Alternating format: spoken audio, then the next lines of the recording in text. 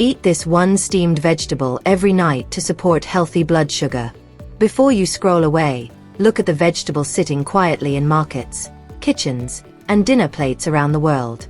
Most people either love it or avoid it completely because of one thing: that sticky, slippery texture. But what many people do not realize is that this unusual texture may be the very reason okra deserves a place at your evening meal, especially if you are over 50 and trying to support healthier blood sugar after dinner. Now, let's be clear from the beginning. Steamed okra is not a cure for diabetes. It cannot replace insulin, metformin, or any prescribed medication. But as part of a balanced dinner, this simple green vegetable may help make your meal more blood sugar friendly. And the secret is hiding in the slime. Yes, the very part people complain about. That gel-like substance inside okra is called mucilage. It contains viscous, soluble fiber that becomes thick when it mixes with water. Instead of racing through your digestive system, this type of fiber can slow the movement of food and carbohydrates, helping your body absorb glucose at a steadier pace after a meal. That does not mean okra blocks sugar. It means it may help soften the speed of the rise. And for many people, especially those who notice their blood sugar climbing after dinner, that slower rise can matter. The evening blood sugar problem many people ignore. For a lot of people, dinner is the heaviest meal of the day. Rice, bread, potatoes, pasta, fried foods, sweet tea, desserts. These foods can all add up quickly. By the end of the day, we are often tired, less active, and more likely to eat a larger portion than we need. Then comes the familiar pattern. You eat dinner. You sit down. You watch television. You feel sleepy. And a few hours later, your body is still working hard to process everything that meal delivered. For people with prediabetes or type 2 diabetes, large portions of refined carbohydrates can lead to higher blood glucose after meals. That is why the American Diabetes Association encourages building meals around non-starchy vegetables, lean protein, and controlled portions of quality carbohydrates. Okra is listed as a non-starchy vegetable in that approach. This is where steamed okra becomes interesting. It is not a miracle vegetable. It is a smart replacement food. Instead of filling half your dinner plate with white rice, fried potatoes, or bread, imagine adding a generous serving of steamed okra beside your protein and your carbohydrate portion. That one adjustment can help change the structure of the entire meal. Why okra feels slimy, and why that may actually help. When okra is cut and heated, it releases a thick, slippery material. Most people think of it as annoying. But inside your digestive tract, viscous fiber can behave like a soft gel. Think about pouring water over dry oats. At first, they look ordinary. But after a while, they become thicker and heavier. Okra's mucilage can create a similar gel-like effect in the digestive system. This matters because viscous fiber may slow stomach emptying and slow down how quickly glucose from carbohydrate foods reaches the bloodstream. In simple words, it can make a carb-heavy meal move less aggressively. Research on soluble and viscous fibers shows that they can help reduce the rise in blood glucose after carbohydrate-containing meals by slowing digestion and glucose absorption. That is the real value of okra. Not because it performs magic overnight, but because it can become one part of a slower, steadier dinner. And sometimes, the biggest changes do not come from adding a powerful supplement. They come from making the ordinary meal less harmful. The truth about okra and insulin sensitivity.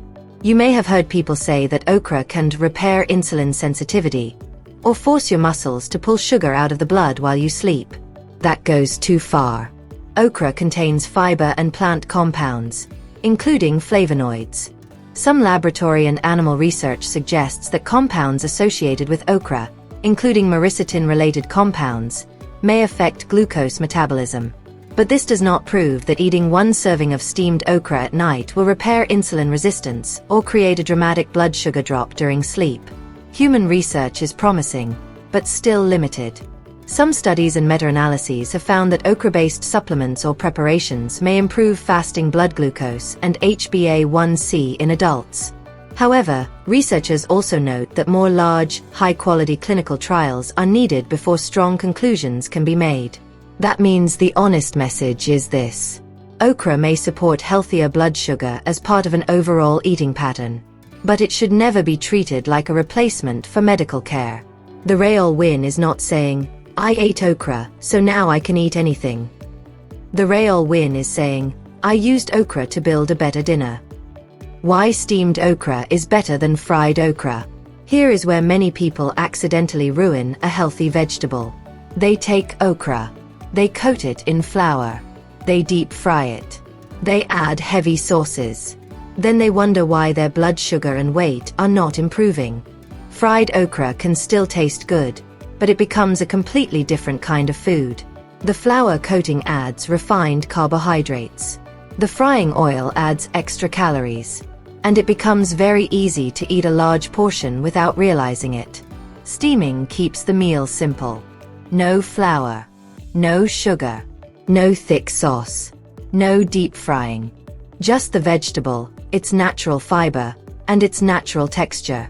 Now, steaming is not scientifically proven to be the only best preparation. In fact, one small 14-day clinical study comparing boiled and steamed okra found both methods were associated with lower fasting glucose, while the boiled group showed a larger change.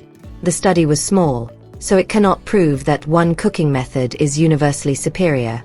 But steaming remains a practical evening option because it is quick, simple, and usually avoids the flour, oil, and heavy ingredients that can turn a vegetable side dish into a high-calorie meal. The best way to eat steamed okra at night. The simplest method is often the easiest to repeat. Wash fresh okra well and trim only the stem ends. Try not to cut the pods too much before steaming, because cutting them can release more of the sticky mucilage. Place the whole pods in a steamer basket over boiling water. Steam them for around 5 to 7 minutes, until they are bright green and tender but not falling apart. Then add a little flavor. You can use lemon juice, black pepper, garlic, cumin, chili flakes, or a very small drizzle of olive oil. Keep the seasoning simple. The goal is not to hide the vegetable under a heavy sauce. For dinner, pair steamed okra with a source of protein such as fish, eggs, chicken, lentils, tofu, or yogurt. Then keep your carbohydrate portions sensible. For example, instead of filling your plate mostly with rice, make half the plate non-starchy vegetables like okra, 1/4 lean protein, and 1/4 quality carbohydrates such as brown rice, lentils, whole grains, or a small serving of potato. That is the basic diabetes plate approach recommended by the American Diabetes Association. This is important because okra works best when it is part of the meal structure. Eating okra beside a mountain of white rice, fried bread, sugary dessert, and sweet drinks will not erase the effect of those foods. But using okra to replace part of that plate? That is where it becomes useful. A simple nightly okra dinner idea. Here is one easy dinner formula. Take 1 serving of steamed okra. Add grilled chicken, baked fish, boiled eggs, or lentils. Add a smaller serving of brown rice, whole wheat roti, quinoa, or beans. Drink water instead of sweet tea, soda, or juice. Then take a gentle 10-minute walk after dinner if your health allows it. That meal is not extreme. It is not expensive. It does not require special powders, miracle drinks, or complicated rules. But it has the ingredients of a smarter evening routine: vegetables, fiber, protein, controlled carbohydrates, and movement. That is how sustainable blood sugar habits are built. Not through fear. Not through starvation. Not through one superfood. But through repeatable decisions. Who should be careful with this habit? For most people, okra can be a healthy food choice. But if you take insulin or medicines that can lower blood sugar, do not make major changes to your eating pattern without monitoring your glucose and discussing it with your doctor or diabetes educator.